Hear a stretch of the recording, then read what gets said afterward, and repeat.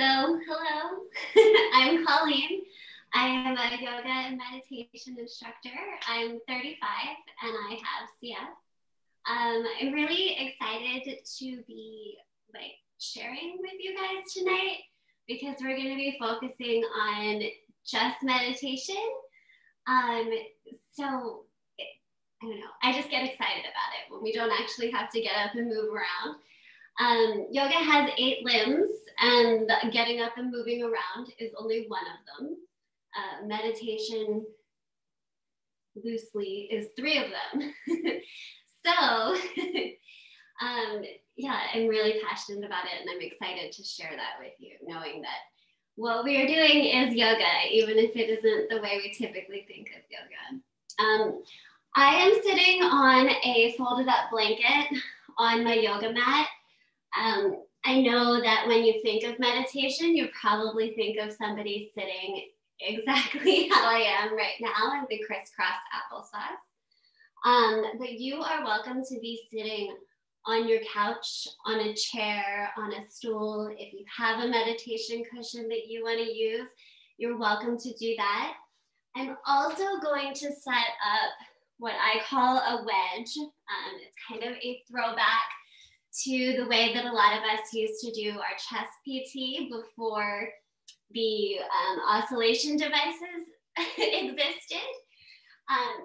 So to build your wedge, if you'd like to join me in that, you'll take 1 decorative pillow and then 2 bed-sized pillows and stack them like so. So your decorative pillow is putting one end of the other 2 pillows up just a little bit higher.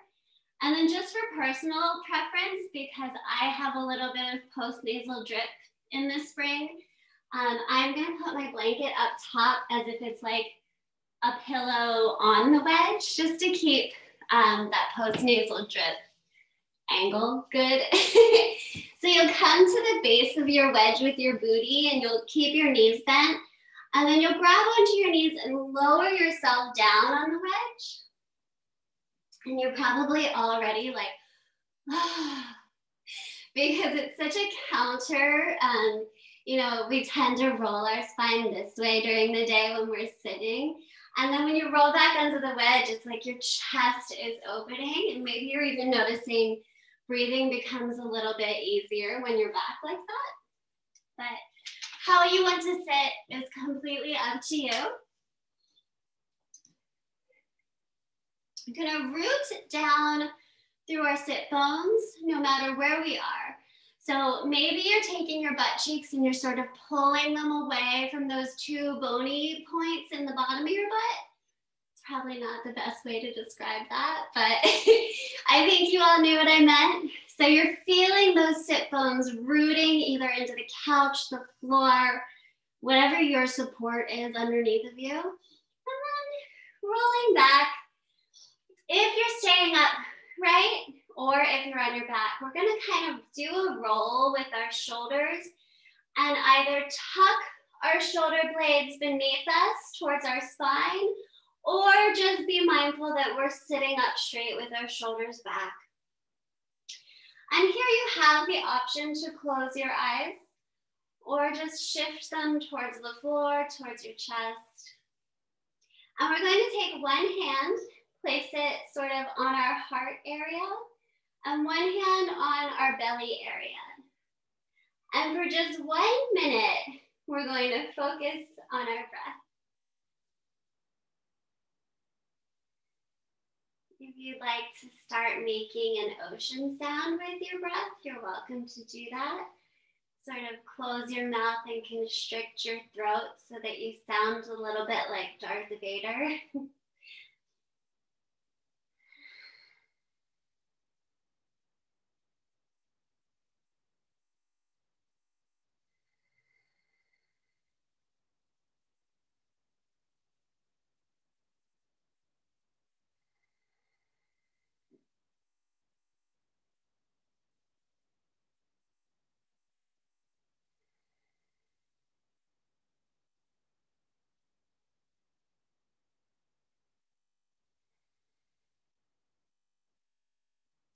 That may have been shorter than 1 minute, but I watched the clock go from 6:10 to 6:11.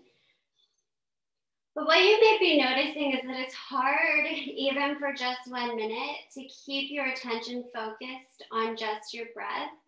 So maybe for this minute, we pay attention to the rise and the fall of our hand or our, well, either hand, our chest and our belly. And maybe we start counting this time. So on your inhale, think the number 1. And on your exhale, think the number 2. And we'll do this for 1 minute.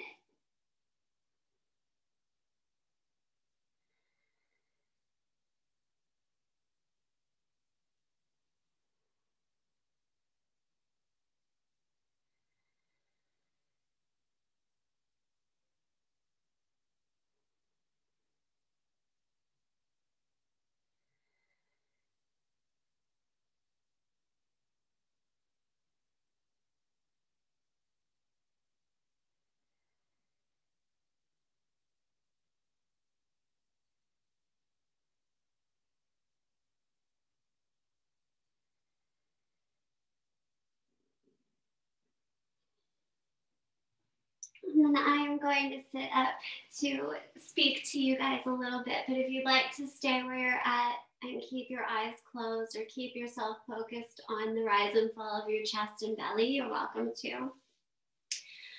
But so you just meditated for 2 minutes, and maybe it was your first 2 minutes ever. And since it's 6 p.m. and we've all had full days before this, or maybe we're just starting our day, I don't actually know that about you, but we've been doing things and we have things to do after this.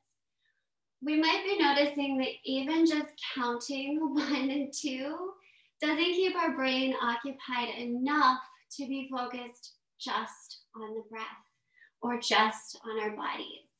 So I'm going to do a little grounding, noticing exercise with you guys as you notice the rise and fall of your chest.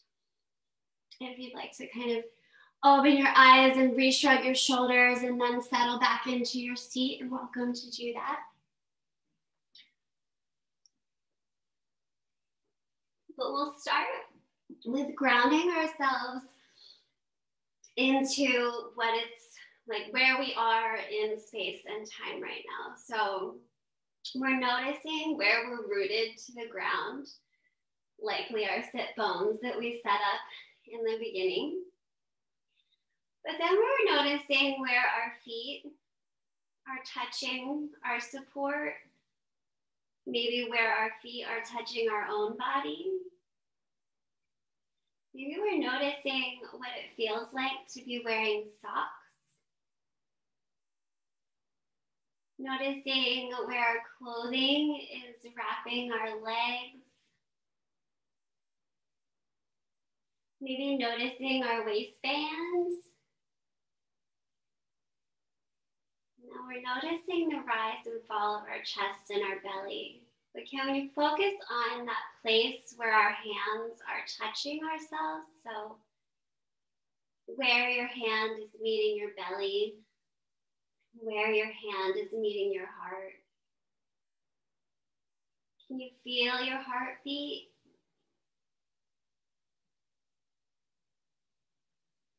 Maybe noticing our shoulder blades, maybe readjusting them. Noticing where our clothes are touching our upper body, where they feel tight, where they feel loose.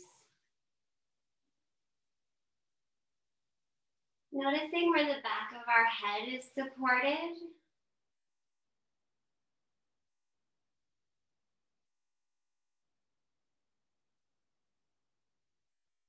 Just really focusing on feeling ourselves, where we are, what we're surrounded by, what we're supported by.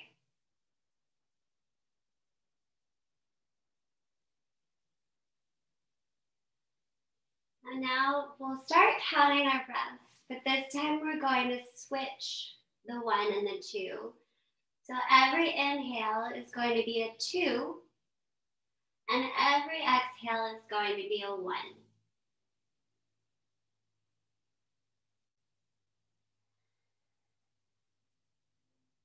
And as you're doing the 2-1, if that's not occupying your brain enough, maybe you can keep shifting into noticing your hand touching your belly, or your booty touching the earth, or your shoulders behind you.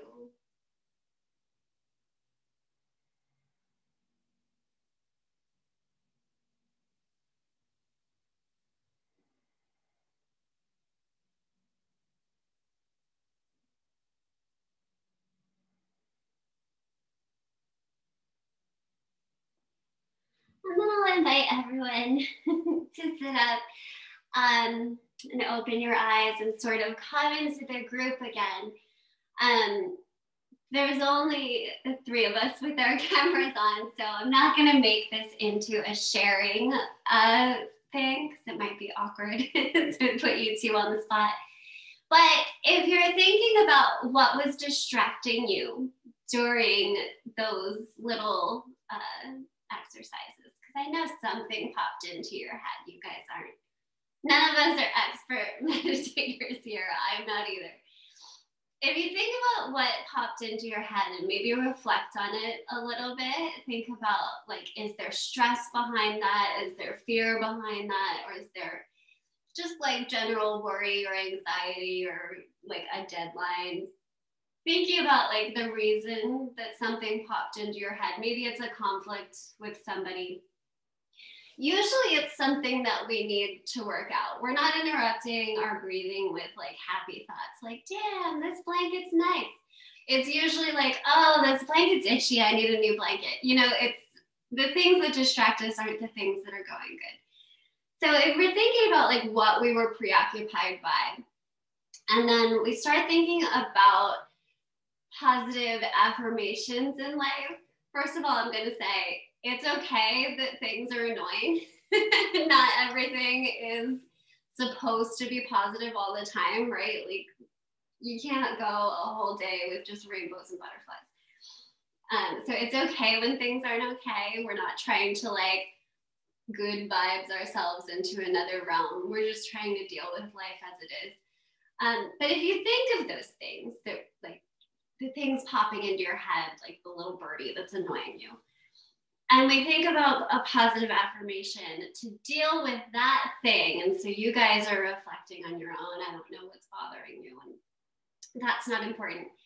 But if we think about how we could give ourselves a positive pep talk to deal with that thing, we can start working on forming our own positive affirmations. And so I know this is kind of a weird thing. I'm like, hey, we're going to talk about positivity. Let's focus on the negative. But so, you know, you have to first address what needs to be addressed. So thinking of like what's stressing you out, or who's stressing you out, or, you know, what you're worried about, what you're afraid of. Like the things we can consider, like what tools do I need to address this thing? Or what people do I need to support me in addressing this thing? What like qualities in myself do I probably already have to address this thing? So a lot of times when I'm teaching, I have like those little like voices being like, what are you doing? You're not good at this. And then I have to like give myself a little bit of confidence pep talk. Obviously, maybe you guys are not having that exact thought, but it's usually something being like, you're not good at this, right? So when I think of how to give myself like a pep talk of how to deal with that, I will just completely lie to myself and be like, I am an expert, I am confident, I've got this. But that can feel really insincere. It can feel like I'm lying, right? So a softer way to get into that is making it into like a plan. Like, I can make a plan to make this feel better. Or I believe I have it in me to be confident. But it's not like I am confident, because sometimes I'm not. But I believe that with practice, I can become more confident, or I believe I have it within me to become more confident, something like that. If you're stressed about work, maybe you're not like immediately jumping to the line to yourself, like, I am a master in my field. Maybe you're just like, I believe that with practice or with the right support, I believe if I reach out to this person, I can get shit done and I can be a better whatever I do for a living. So as you're sitting there and thinking of maybe like what I'm saying is triggering you to be like, okay, so if I'm worried about this, maybe I tell myself this, and just keeping in mind that like you don't have to be like, I am confident. You just have to make it a little softer. Like, I believe I can be confident, right? That's like, I'm not lying to myself when I say that. So you guys, I'm not asking anyone to share, but forming some kind of affirmation for yourself, like, I believe I have the capability to handle this, or I know that if I reach out to this person, they will help me, or I know I'm supported. Like, that's always a good one because we all are supported. But thinking of that, and then we're going to move back to our breathing, and we're going to turn it into a mantra. So whatever affirmation that you're forming for yourself, if you're thinking of it in your head, if anyone wants to share, you're welcome to. But like I said, I'm not forcing anyone. But we're going to sort of make it match our breath. We're all breathing at our own pace, and we all have our own affirmations that we're thinking of to like tailor them to ourselves right now. But as you lay down and or sit, we're all doing our own comfortable meditation seat too. I love to keep things just accessible to everyone. We can sort of notice that as we repeat the phrase in our head, that it'll start syncing with our breath. Maybe it's kind of a long phrase, so we're noticing that it's taking us 2 inhales, and then you'll kind of notice that you're doing it to the beat. So we're gonna do that for just 2 minutes. And then we'll sit up and see how we feel. We'll check in again. So coming to the base of your wedge, or even up against a wall, flat on your back, sinking into your couch. We're gonna roll back, tuck those shoulder blades under, make sure your butt is grounded. Putting one hand to the heart and one hand to the belly. You can soften your gaze or close your eyes. And letting your breath just go. You'll start repeating your affirmation to yourself.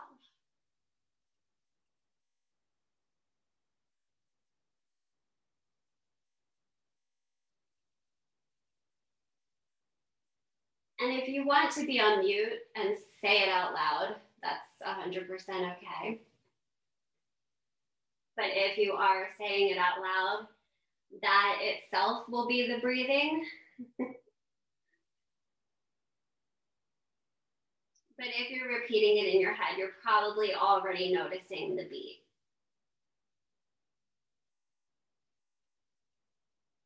So notice that and try to keep it steady for the next minute.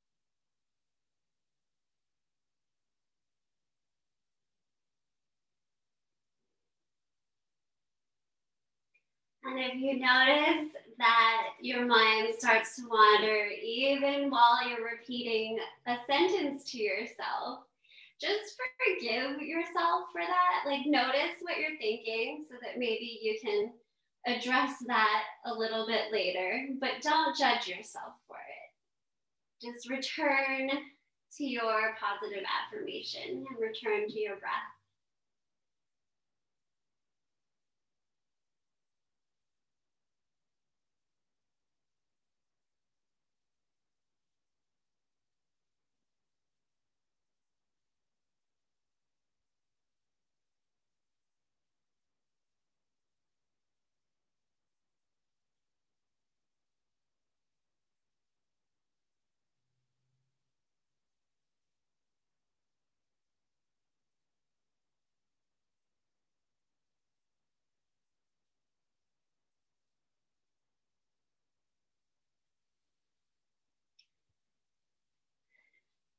Now invite everyone to come back up or stay. But that little tool that we just did, you guys actually just did 3 different types of meditation all in a half hour. So the first one where you were just silent, that you probably had a difficult time with, that's called silent meditation. The 1-2 breath is the counting. The 2-1 breath is reverse counting. It's supposed to, sometimes I feel like it's complicated enough to keep my brain from wandering doing the 2-1. But then the mantra meditation where you're repeating a sentence, so that's 4 different kinds of meditation. That tends to keep me from wandering a whole lot. And in the process of creating your own mantra and kind of noting and thinking what was preoccupying you or distracting you, that is called svadhyaya in yoga. It really means self-study, just noticing what's happening with your feelings and then getting to the root of them. So I asked you if it was based in fear or worry or stress, and just analyzing your emotion to figure out what's at the root of it. That's a deep yoga practice, figuring that out. Really, it's just self-reflection. And then turning it into a positive affirmation and repeating it to yourself as if it's a mantra actually really helps your brain wire. I could get into the neuroplasticity thing where we can actually teach our brains to think away. It actually really, really helps you to be able to go deal with whatever is occupying you. So if I'm feeling super not confident and I keep telling myself, I am confident, I have the capability to be confident, I can practice being confident. And if I just keep telling myself that, it's almost like I'm faking it until I make it, right? I'm learning to accept that phrase as fact, and then it will influence how I get up and go about my day. So even though this was kind of a short and sweet little thing, I hope I gave you a lot of tools that you can take into your day. And because they were all so short, nobody can give me the excuse of oh, I don't have time. But before we started the recording, Rima and I were talking about how she's never sat for meditation before. And I said, the apps are great because they have someone talking to you and sort of guiding you and keeping your brain occupied. But if you wanted to sit in silent meditation, which is my jam, just start with counting to 20 breaths. It might not even take you a full minute, but it's really hard. To be just silent and not be getting distracted, especially if you're in the middle of your work day or about to run out the door to work or busy. There's always something on our mind. So yeah, if you wanted to get into the silent meditation, just start very small. And then also the positive affirmations can be something that you do before bed. Maybe you're reflecting on the whole day of what you're grateful for, and then what maybe could have gone better. When you're thinking about like what could have gone better, is a good time to turn that into some reflection and something positive. Yeah. Do any of you have any questions? Yeah. I do. I can't control the mutes, so. So technically you can meditate anywhere, like in the shower while you're driving, because I know like when people drive, that's when their minds just go crazy, or like even in the shower you're thinking about everything, and it's like it would probably be nice to like meditate while you're doing these things that you normally have your brain going nuts. Yeah, I find that driving is like its own sort of, yeah, like how many times you arrive home and you're like, oh God, how did I get here? Like, I don't remember making any turns. I was totally preoccupied the whole time. And so like a version of being super mindful when you're driving is to like have the radio off, pay attention like fully to like using your turn signal and it sounds so stupid, but like being a good driver, like that is sometimes like it becomes so second nature that we're not thinking about what we're doing. And actually you can do that when you're eating as well. I find that a lot of us like will be watching Netflix or scrolling our phones or like doing other things while we're eating, that we're not actually like focusing on like if we're, I don't know, if you eat stuff you have to cut, but like actually chewing it and feeling what it feels like in your mouth. So like, is it smushy? Is it sweet? You know, sometimes I eat a whole meal and I don't know what it tasted like. You know, I'm just like getting it out of the way so I can run out the door and drive without thinking about that either. You know, so many mindless things throughout the day that like just super hardcore paying attention to one task can actually be a form of meditation, because you know you're I don't want to say you're controlling your brain, but you're like steering it. yeah. I think in our society of just like overstimulation, it's so hard to just be present in the moment. And like when Rima, you said driving is a good time to be meditating, I'm thinking, oh Lord, we shouldn't close our eyes while but still, just like that gauging of how close and how far you are from the car ahead of you, being aware of your surroundings, of like what other cars are there and if I need to change lanes. But I think, you know, again, I got to wave the little exercise flag, that like for me, snowboarding was like, you had to be present in the moment right before you, Yep. or you get caught on an edge, or you hit a tree well, or a branch hits you when you're not thinking about it. And then also even when I'm swimming, like focusing on my breath, that you have to be so rhythmic of like when you inhale, while also being like on the lookout for anything in the water that you don't want to be near. Yeah. And, you know, like jellyfish or sharks or crocodiles or whatever. But and then even like clearing your mind of that anxiety and just kind of that neural pathway, Colleen, that you were saying, of kind of manifesting that, like, I'm not going to bump into anything that I don't want to, and the water is clear ahead of me. That belief while still being aware and present.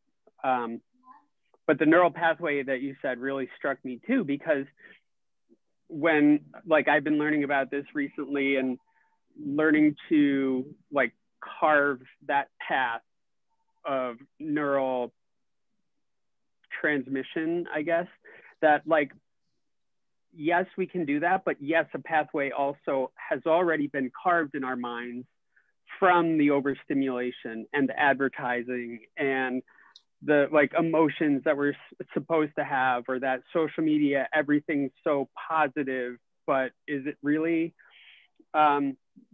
That I think acknowledgement that, and you know, dealing with PTSD, dealing with chronic illness, dealing with diabetes, have we allowed a pathway that we're victims, or that it's our driving force, or that it doesn't own us, but it's a part of who we are. All those neural pathways, it's important to realize, A, that the pathway you have exists, and B, if there's another path that you want to create and you want to carve. But again, in this practice, really good, like, so I've got experience with PTSD, and my therapist like loves that I'm into yoga and meditation because it makes a lot of the concepts that she tries to get me into like a lot more accessible for me. Like what you're talking about is like, there are certain, they're like, so a neural pathway is really just a habit of thinking, right? Like our brain has a habit of thinking a certain way.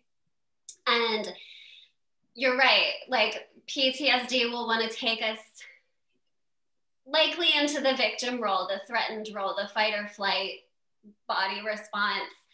And that affects your nervous system too. So if like you feel a threat, or if something triggers you to go down that habitual pathway of thinking, it's just like, it's not even voluntary. But what can be voluntary is like be creating a different pathway for that shock to go down. Like it's almost as if like your thoughts are like a skier at the top of the mountain, right? And like your PTSD wants us to go straight into the trees. But like if you can train that little skier to go down the smooth, not panic path, it does with time get easier. Of course, meditation is not a substitute for therapy though. But I love, Colleen, that you use that analogy, because I've often talked about that mindset with CF, as that's what I've known, but and relating it to snowboarding, and particularly liking to snowboard in the trees, and kind of the car goes where the eyes go. And if your sights are set on the trees that you don't want to hit, how much more likely are you to hit them? And you really have to like discipline your sight for the gaps in between the trees that you do want to hit. And so with CF, I've kind of, for myself, related that to, are my sights set on avoiding the illness and like disease? That's a tree that I don't really want to hit. How much more likely am I to hit that? Versus my sights being set on achieving health and finding those gaps between the trees where there's how many different things can I do dietary wise, supplement wise, health wise, exercise wise, that gets me into that gap between the trees. Don't forget to relax. Yeah. No, yeah. But I love the examples of fishing, or not fishing, swimming and snowboarding, because like the movement part of yoga, like it's often called mindful movement, and because there's so much that you're paying attention to in terms of like where your body needs to be in the pose. Like if you think about when I had you laying there, like focusing on your socks and then your waistband and your shoulders, you do that in like standing positions, and you're aligning intentionally every part of you, and eventually you move with your breath. And it's a really good tool when you add the movement factor into the mindfulness. It definitely helps drown out those little annoying distractions, because not only are you thinking, you're moving, and it's just another layer of like distracting the distraction, like, you know, like filling the space where there could be a distraction. And you can do that with any activity. Like you said, you don't want to close your eyes when you're driving, but you want to really like focus on driving mindfully. You can do it eating, you can do it swimming, you can do it like literally anything, cleaning. Like I know no one wants to hyper focus on cleaning, but if you focus on like really being present in what you're doing, and even in those moments, you can note, like, is something pulling me away from the present moment? And that's like all those things that we think about, our fears, our worries, our aversions. It's always something pulling us away from the present moment. And what we do when we're being mindful is try to bring ourselves back. So. Yeah, like I love the example of cleaning, and like it just can be any activity. Like Jenny, the painting classes that you do, when I'm I'm not a good painter. I do it on Photoshop. I cheat. But while I'm creating that picture, I'm very present in that creation, and I'm not thinking about the application that's due later or the report that I have to create. Like, I just want to focus on that picture and what I'm doing with it. And so like, that's such a tactile way of centering your presence and letting go of all the other noise in your head. Yeah. People used to say that Bob Ross was actually a meditation instructor. Like, he wasn't just teaching you how to paint, he was forcing you to meditate. Jenny, do you do classes online? It's through strolo-u. Like it's like my first time like teaching. So like it's through this platform? Yeah, it's through like Zoom. Yeah. Yeah, I'd love to see you there. I'll be there.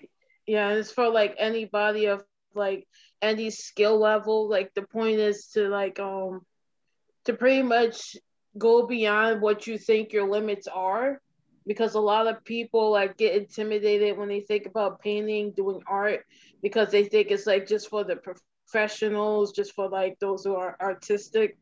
But no, painting is for any and everyone. Anyone can paint. They just have to like, you know, just have someone to show them the way, just like to break it down to like the simplest set of steps. That's what I'm and then make it easy. You know, just like meditating, like, you know, it could be like for somebody like me who like doesn't really do that, that could be like, you know, a little bit overwhelming, but like you was like able to break it down to like something very simple as just breathing and relaxing your body, and like, you know, just breaking down those steps. It's like, yeah, like to me it seems so simple, but like to you the painting seems so simple. The painting seems hard. But yeah, right, I guess if you just like give it a go and manage your expectations and be gentle with yourself, you know. Yeah. And letting go of judgment, that there is no right or wrong, good or bad. It is what it is. It is how it comes out. Yeah, like we can't control not be, well, I guess, like, you know, the more you practice anything, the better you get, right? Like, yes. The more you do like a counting to 20 silent breaths, the easier it will become. Like the more you lift up a 5-pound weight, the lighter it will feel. You know, everything gets easier with practice. So. Colleen, it also really struck me about your experience with PTSD, and as I also deal with that from different incidents, not really CF related.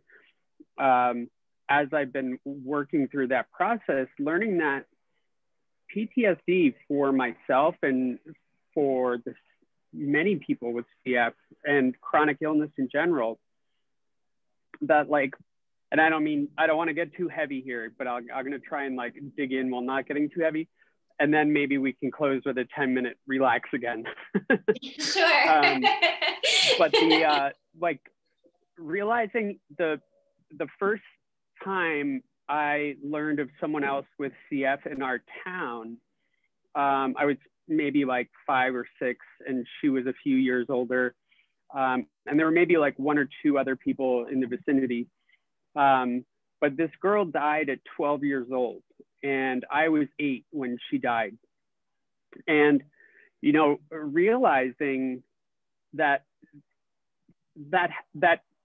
is a tree in my path that causes me to alter my path and it affects my journey of my life. But then throughout the years, like the number of people that I've been friends with who have been lost too early, and that profound sense of loss, but also the anticipated sense of loss that, like, you know, mortality has always been a part of our reality.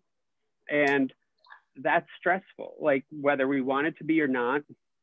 A whole lot of grief. There's a whole lot of survivor's guilt. There's a whole lot of anxiety. It's a heavy thing, and especially to find out and experience all those heavy things, likely pretty young. Like, my parents actually sheltered me from knowing that CF could be a fatal thing, and I didn't find out until I was in school, and like somebody else's parents must have told them, like, oh, she could die from that, and then like I found out that way, which was probably not the best way. But you know, it's those instances, like they're like lightning strikes. It's like, this might kill you, surprise, here. And then the first loss, it's like, okay, it's real. And then, I even have guilt over not feeling as sad about the loss anymore, which is like a layer on layer of grief, right? Like, because, you know, the more and more it happens, I guess we're practicing that, right? The more you practice it, the easier it becomes. But then I feel so shitty about that. I'm like, I should be sadder. Yeah, but again, it's a pathway that, like, one of my best friends' dad recently passed away, and it was kind of sudden. And I mean, there were health issues, but anyone that, like, I know who has just lost someone, is my response to say, you know, I'm so sorry for your loss, and apologetic, as opposed to, wow, you were so lucky to have had them in your life for as long as you did. Like, what a blessing you've had. And it's, you know, that you're honoring their life as opposed to focusing on their death or their loss.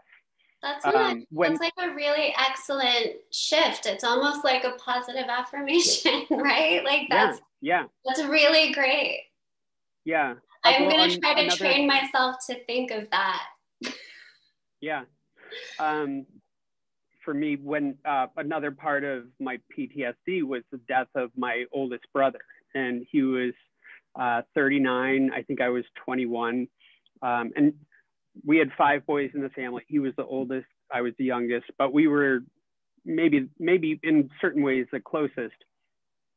But, you know, when he died, it definitely, like, triggered a lot of depression and anxiety. And one of the pieces of information that was given to me by a person at my college that was kind of not a counselor, but he was just giving me support, said, if you could trade every ounce of pain and suffering that you're going through at this point for having never known your brother, would you do it?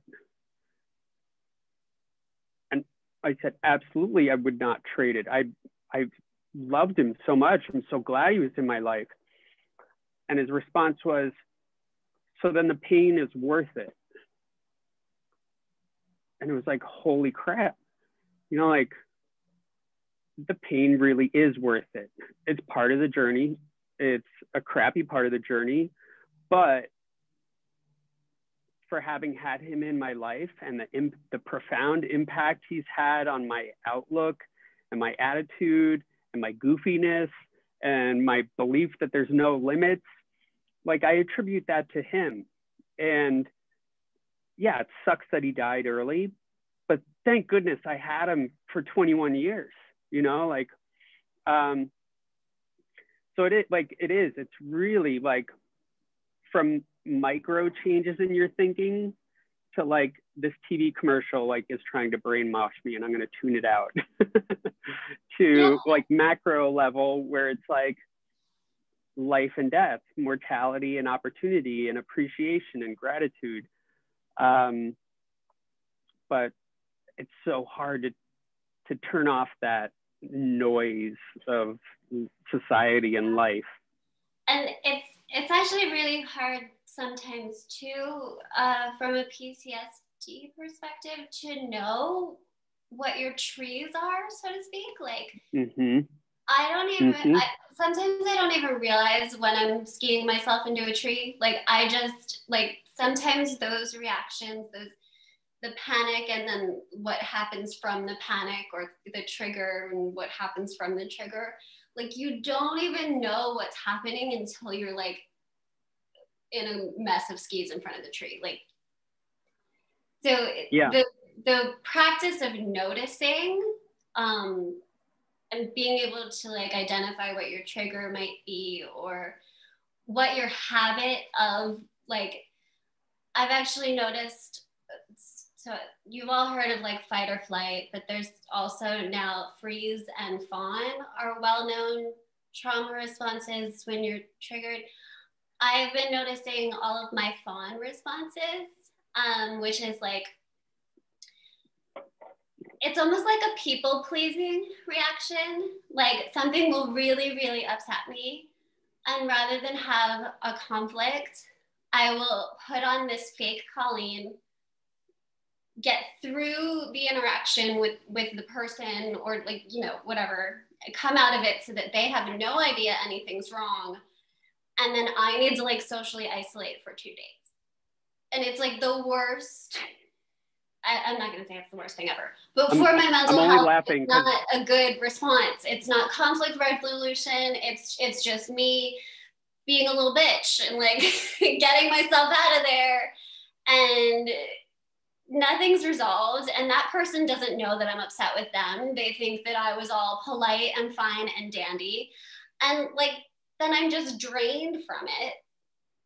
But the more I've been noticing myself being like a fake kind person, it's kind of a hard one to like adapt, because I don't want to like just turn into a mean person. Like, I don't want to have conflicts with people all the time. I just need to tell them like, hey, what you just said really upset me, and this is why.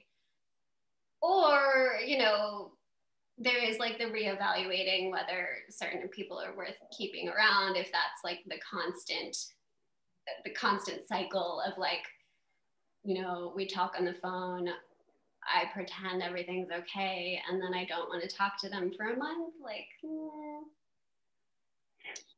But yeah, like, the point of me sharing that was like, it's taken me maybe 10 years to learn that that's one of my responses, to learn that being fake and kind in the face of potential like conflict and hurt is like what I do when I'm triggered. And it can take a very long time. And, you know, I meditate almost every day. So meditation is not going to be the cure that like shows you. Like, I've been learning this more so through therapy, but I sometimes think that's the hardest part, is to know like when you're acting from a place of like response rather than like intention, like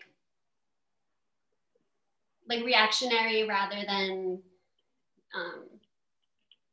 like what you want to be doing. In control. Yeah, like just not, those are definitely not controlled responses. Like, in a way I'm controlling it, but it's not the right, like, it's not what I actually want to be doing. It's just my way of getting out of it, you know, like slithering away. Yeah, that was pretty much my whole adolescence. It was just putting on a smile and being happy. But like, the fun response has a lot to do with being a sick kid. Like, not wanting to upset anyone, like not wanting my parents to be upset, not wanting, like,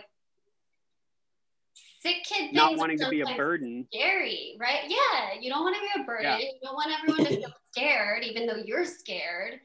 Right. It's a complicated thing, like Well, and I feel like, you know, I didn't really start to realize this stuff until my 30s and 40s, and realizing like in clinics now that they're starting to address mental health, and they're starting to think about it as not by the book doctors, but by clinicians that are like seeing the whole person, and you know, how much isolation I experienced because those things were never addressed in clinic when I was growing up.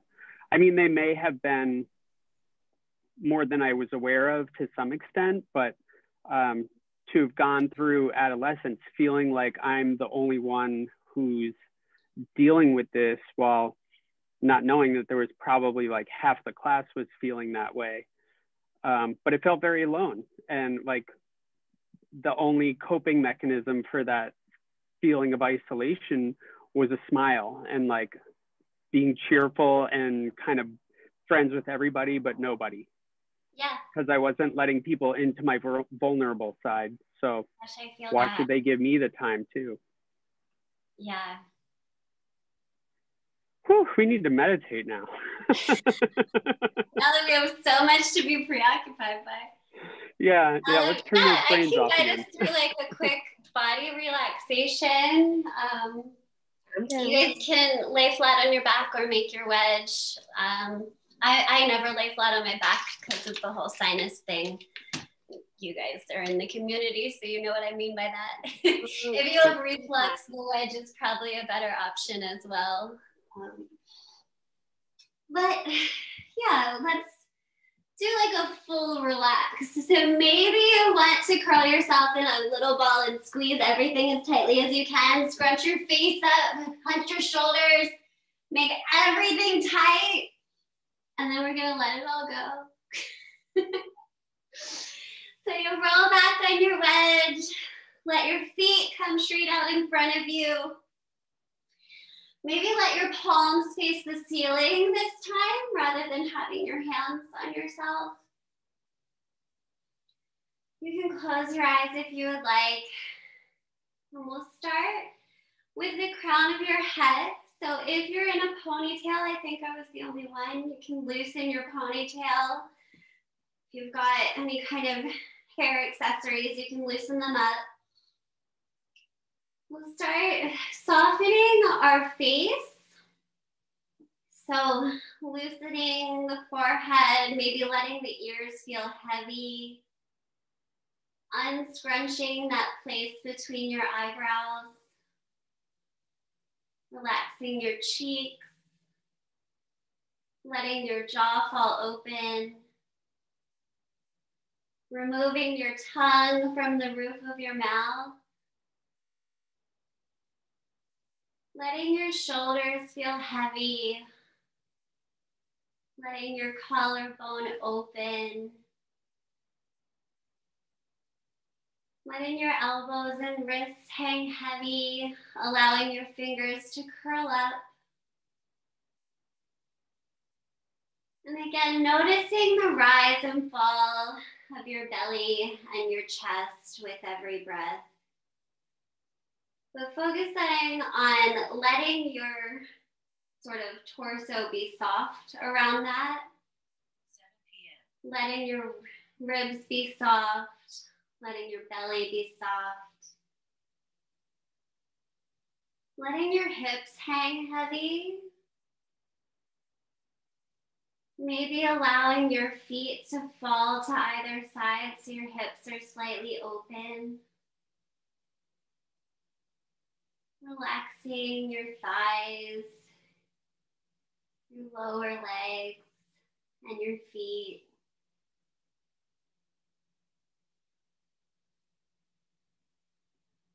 And with every exhale, releasing a little bit of tension. Noticing where it pops back up, maybe removing your tongue from the roof of your mouth, maybe softening that place between your brows again. Softening with every exhale.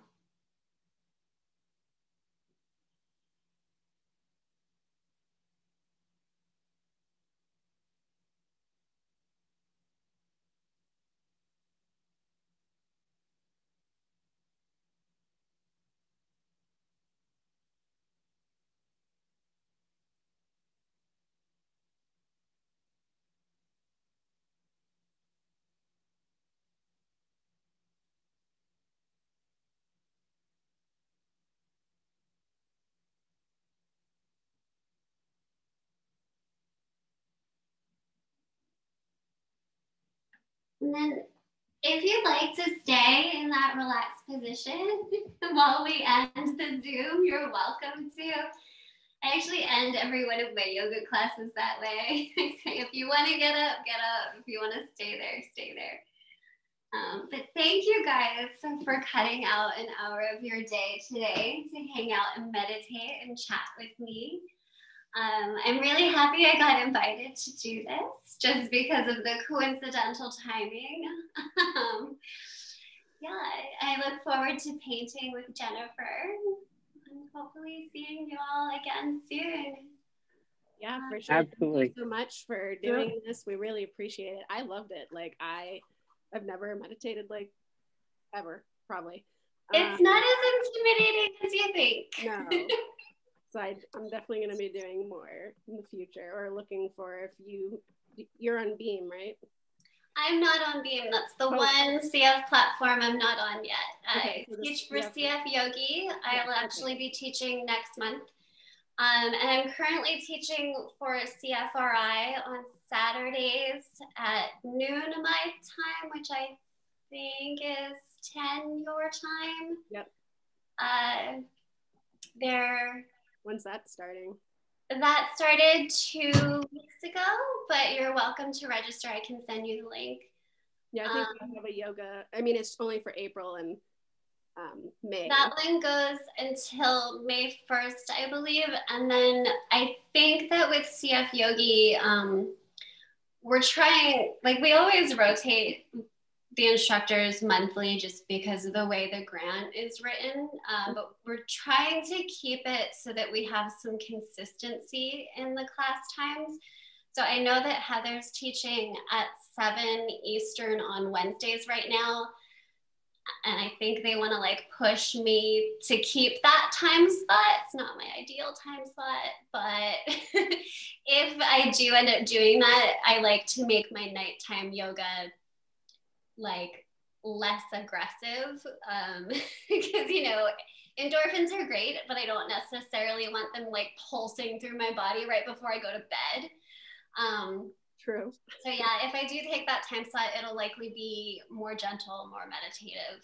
Nice. So maybe that will be your speed. But Saturdays, you'll work up a sweat. Colleen, do you have like a quick access to that link that you might be able to throw in the chat for people that might watch this later? I can. I mean, this isn't going to be quick, but yeah, I can go to their website.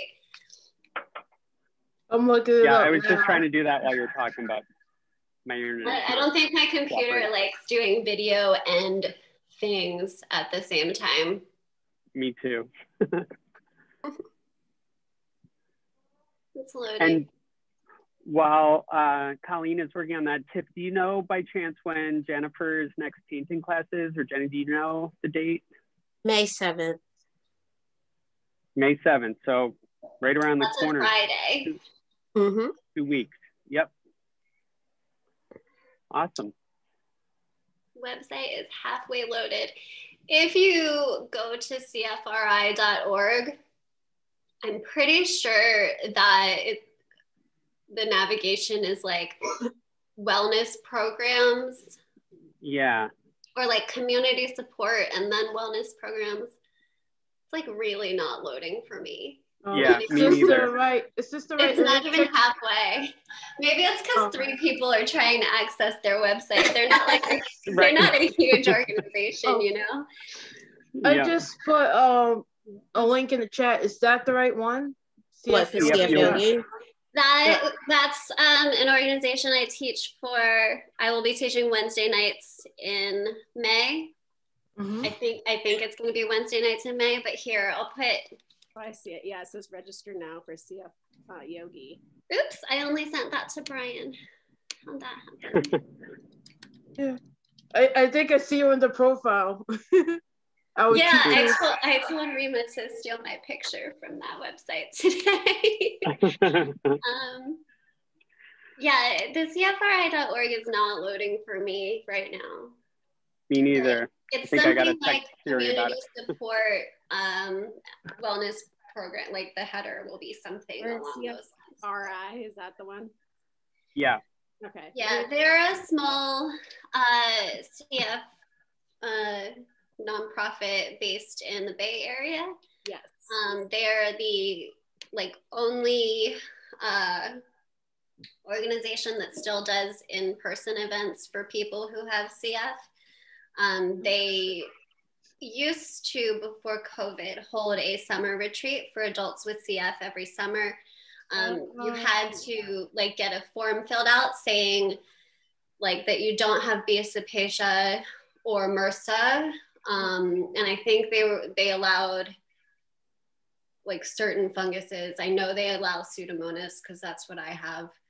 And the event spaces are large enough that everyone can be 6 feet apart. And anytime there's food or bathroom stuff involved, we all had to use the bathrooms in our own little dorm rooms. We could never share a bathroom with each other. And then food has to be served to us by non-CF volunteers wearing gloves and masks.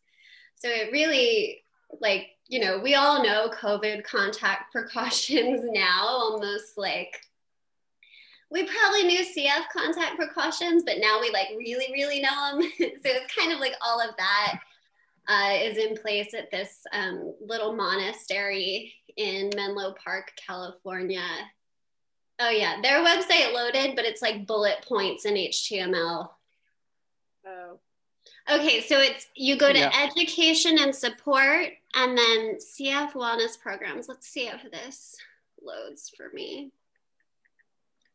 Gosh, that's a shame. Yeah, it's not loading for me too, even though everything's loaded. The CF Yogi popped up right away, but it's probably because they're a small organization with not a lot of bandwidth. But yeah, they have moved their retreats to virtual. So they announced their virtual summer retreats. It's a bit like a BreatheCon, but I would say you know how when you're not in an event at BreatheCon, there's the chat. Instead of that, they have an actual Zoom room. So it's not you're just all typing to each other. If you don't want anything to do with the scheduled programming, which they have, you can just sort of kick it on Zoom, which in my opinion is much cooler than a chat room. Yeah. But anytime that we can connect with other people who have CF is always so special. No matter what the platform, I always walk away from stuff like this just feeling super giddy. Here's the little monster that you were asking. Aww. He's so floopy. So cute. He's grumpy. I don't know if you can tell by this little mouth, but he is grumpy that I am not downstairs and he's not on my lap. Well, you better get to it, Colleen. I don't want you to get in trouble. We don't want to keep you from feeding him. Oh. Right. Well, Awesome. I'll see Thank you guys so much. either in my classes or in Jennifer's class before Mother's Day. Absolutely. Thank you again, Colleen. This is really, truly wonderful. And we'll share it on social media. And please feel free to share it as well. Yeah, I'll share the recording once it becomes available. All Great. right. Good night, everyone. All right. Good night. Thank you all. Good to see you. Bye-bye. Yeah, everyone. Hi, Tiffany. Goodbye, Jennifer.